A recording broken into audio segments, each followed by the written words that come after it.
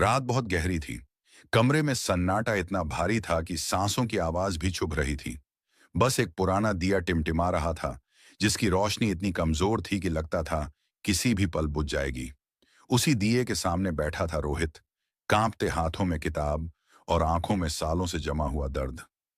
उसके पैर नंगे थे, जमीन ठंडी थी, लेकिन उस ठंड से ज्यादा डर उसे अपने आने वाले कल का था।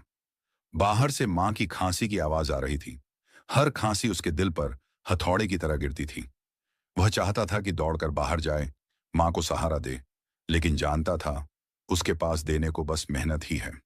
रोहित के पिता कई साल पहले इस दुनिया को छोड़ चुके थे। उस दिन के बाद जिंदगी मां के कंधों पर आ गई थी। वही माँ पिता बन गई, वही दोस्त, वही भगवान। दिन में लोगों के घरों में काम करती और रात को थकी हुई देह लेकर घर लौटती। हाथ फटे हुए थे, कमर झुकी हुई थी, लेकिन चेहरे पर हमेशा मुस्कान रहती, बस इसलिए कि उसका बेटा टूट न जाए। उस रात रोहित पढ़ नहीं पा रहा था। किताब के शब्द धुंधले हो रहे थे, क्योंकि आंखों में आंसू भरे थे। मन में एक ही सवाल घूम रहा था, अगर मैं भी कुछ नहीं कर पाया तो मां का ये सारा संघर्ष बेकार हो जाएगा। वह चुपचाप उठा और मां के पास गया। मां जमीन पर बैठी एक पुराना स्वेटर सी रही थी। उंगलियां कांप रही थीं, लेकिन सुई चलती जा रही थी। रोहित ने बहुत धीरे से पूछा, मां, थक जाती हो ना? मां ने सिर उठाया, उसकी ओर देखा और हल्की सी मुस्कान के साथ बोली, तेरे लिए थकान कैसी बेटा?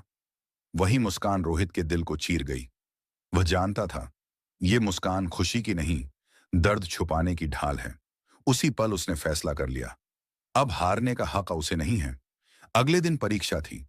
रोहित के पास अच्छे कपड़े नहीं थे, न नई कॉपियां, लेकिन उसकी जेब में मां का अटूट विश्वास था। परीक्षा हॉल में कुछ बच्चे फुसफुसा रहे थे, ये कौन है? इसके जूते भी फटे हैं। रोहित ने सब सुना और चुप रहा। पेपर शुरू हुआ। हर सवाल के साथ मां का चेहरा उसकी आंखों के सामने आता गया। झुकी हुई कमर, मेहनत से भरे हाथ और वो खामोश मुस्कान। उसने हर जवाब ऐसे लिखा जैसे मां का कर्ज चुका रहा हो। रिजल्ट वाले दिन मां ने उससे पूछा, डर लग रहा है? रोहित ने सिर हिला दिया। जब नाम पुकारा गया, रोहित, स्कूल टॉपर, एक पल को उसकी सांस रुक गई। फिर वह दौड़कर मां के गले लग गया और फूट फूट कर रो पड़ा। मां कुछ नहीं बोली, बस उसके सिर पर हाथ रख दिया। सालों बाद जब रोहित को नौकरी मिली, उसने अपनी पहली सैलरी मां के हाथ में रख दी। मां ने पैसे नहीं देखे, उसने बेटे का चेहरा देखा और रो पड़ी। तभी रोहित समझ गया, मां की खामोशी कभी कमजोरी नहीं थी, वही उसकी जिंदगी की सबसे बड़ी ताकत थी।